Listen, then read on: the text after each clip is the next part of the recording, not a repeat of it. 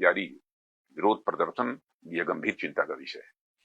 और यह अत्यंत दुर्भाग्यपूर्ण है कि हमारे देश के छात्रों और नौजवानों को कुछ लोग अपने राजनीतिक स्वार्थों की पूर्ति के लिए एक राजनीतिक औजार के रूप में इस्तेमाल करने का प्रयास कर रहे हैं। प्रधानमंत्री मोदी जी के नेतृत्व में हमारी सरकार विद्यार्थियों और नौजवानों की आकांक्षाओं को पूरा करने और उनके कल्याण के प्रति पूरी तरह से प्रतिबद्ध है और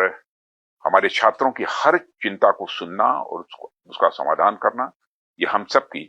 जिम्मेदारी है। मुझे पूर्ण विश्वास है कि भारत के जागरूक, परिपक्व और हमारे विवेकशील नौजवान ऐसे भ्रामक प्रयासों को भली भांति समझते हैं और वे प्रगति, विकास तथा राष्ट्र निर्माण के ही वो मार्ग को चुनेंगे। मैं पूरी तरह से आश्वस्त हूं।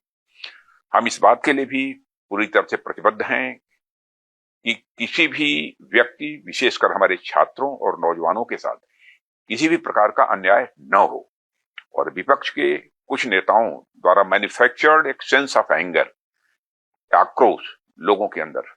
केवल जनता, विशेषकर बच्चों के नौजवानों को भ्रमित करने और गुमराह करने का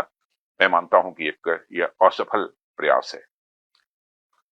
युवाओं की भावनाओं और उनकी चिंताओं के प्रति हम पूरी तरह से संवेदनशील हैं और यह संसद का सत्र इस समय चल रहा है। सरकार ने हर मुद्दे पर सार्थक बहस करने की भी बात की है और कई बार अपनी बात को दोहराया भी है, मगर विपक्ष संसद में नहीं बल्कि सड़क पर मुद्दों का समाधान करने का मैं मानता हूं अनुचित प्रयास कर रहा है और लोकतंत्र के मुद्दों पर चर्चा करने की जगह संसद भवन है,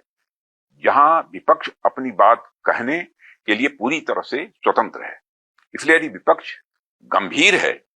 तो मौजूदा मानसून सत्र को सुचारू रूप से चलाने में व्यवधान न उत्पन्न करे और संसद में जिन भी मुद्दों पर वह चर्चा करना चाहता है वो मुद्दों पर चर्चा करे और